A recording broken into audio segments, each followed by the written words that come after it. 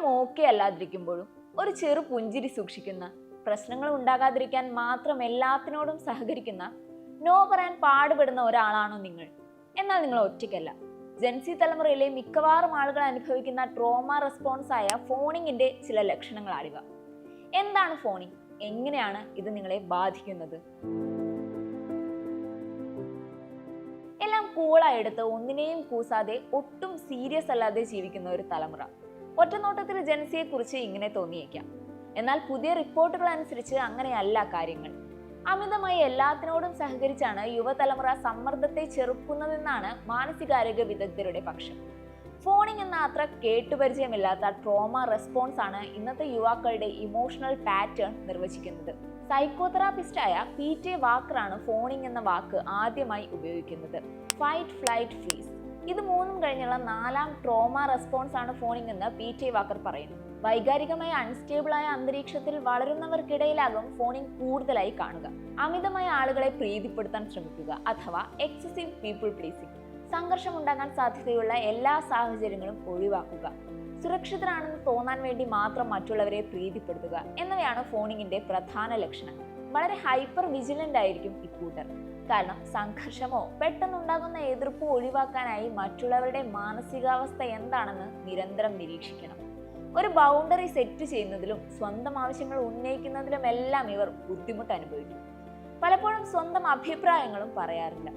ചെറിയ തെറ്റുകൾക്ക് പോലും പല തവണ സോറി പറഞ്ഞ് ആർക്കും തന്നോട് യാതൊരു ദേഷ്യവുമില്ലെന്ന് ഉറപ്പാക്കാനും ഫോണിങ്ങിലൂടെ കടന്നു പോകുന്നവർ ഇപ്പോഴും ശ്രദ്ധിക്കൂ. തെറാപ്പിസ്റ്റും എഴുത്തുകാരിയുമായ ജോസഫ് സൺ തന്റെ അനുഭവങ്ങൾ നിരത്തിക്കൊണ്ടാണ് ഫോണിങ്ങിനെ നിർവചിക്കുന്നത്. ഒരു അസ്ഥിരമായ കുടുംബത്തിലായിരുന്നു ജോസഫ് സണ്ണിന്റെ ബാല്യകാലം.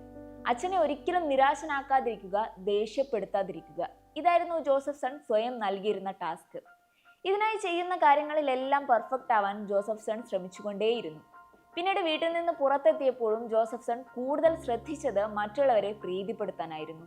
തെറാപ്പിക്ക് പോയി തുടങ്ങിയപ്പോൾ മാത്രമാണ് ഫോണിംഗ് എന്ന 4ാം ട്രോമ റെസ്പോൺസ് ആണ് തന്നിൽ ഉള്ളതെന്ന കാര്യം അവർ മനസ്സിലാക്കിയത്. ഇന്ന് തന്റെ മുൻപിലെത്തുന്ന നിരവധി ജെൻസി ക്ലയന്റുകളും ഇതേ പ്രശ്നം അനുഭവിക്കുന്നവരാണെന്നും ജോസഫ് സൺ പറയുന്നു. കുടുംബാന്തരീക്ഷത്തിലെ അസ്ഥിരതയും പിന്നാലെ ഉണ്ടാകുന്ന പീപ്പിൾ പ്ലീസിംഗും ജെൻസി തലമുറ മാത്രം അനുഭവിച്ച ഒന്നല്ല.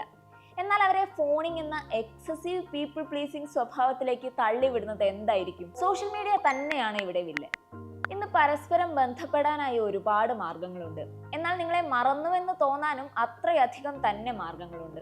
ചുരുക്കി പറഞ്ഞാൽ എത്ര പേർ തന്നെ സ്നേഹിക്കുന്നുണ്ടെന്ന് നിർണ്ണയിക്കാൻ ജെൻസി ഒരു സോഷ്യൽ മീഡിയ പോസ്റ്റിനുള്ള ലൈക്കും കമന്റും എല്ലാം മാനദണ്ഡങ്ങളാക്കിയേക്കും.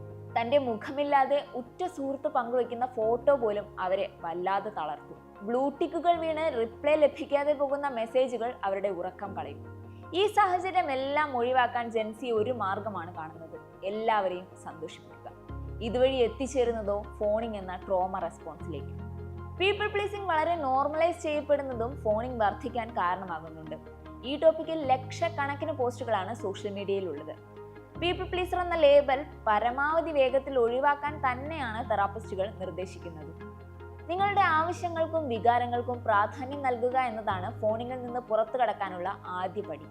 ആദ്യം ബുദ്ധിമുട്ട് തോന്നുമെങ്കിലും സ്വന്തം വികാരങ്ങൾക്ക് പ്രാധാന്യം നൽകുന്നത് വഴി ഡിസ്കംഫർട്ട് തോന്നുന്ന ഇടങ്ങളിൽ നിന്ന് മാറി നിൽക്കാൻ നിങ്ങൾക്ക് സാധിക്കും. പതുക്കെ പതുക്കെ കൃത്യമായ ബൗണ്ടറികൾ നിർണ്ണയിക്കാനും ഫോണിങ്ങിൽ നിന്ന് പുറത്തു കടക്കാനും കഴിയുമെന്നും മാനസികാരോഗ്യ വിദഗ്ധർ പറയുന്നു. ഞാൻ ആരെങ്കിലും ബുദ്ധിമുട്ടിച്ചോ എന്ന ചിന്തയിൽ ടെൻഷൻ അടിക്കുന്നവരോടാണ്. എല്ലാവരെയും സന്തോഷിപ്പിക്കുക എന്നത് സാധ്യമായ ഒന്നല്ല. തെറ്റും ശരിയും സംഘർഷങ്ങളും എല്ലാം തന്നെയാണ് നമ്മളെ മനുഷ്യരാക്കുന്നത്.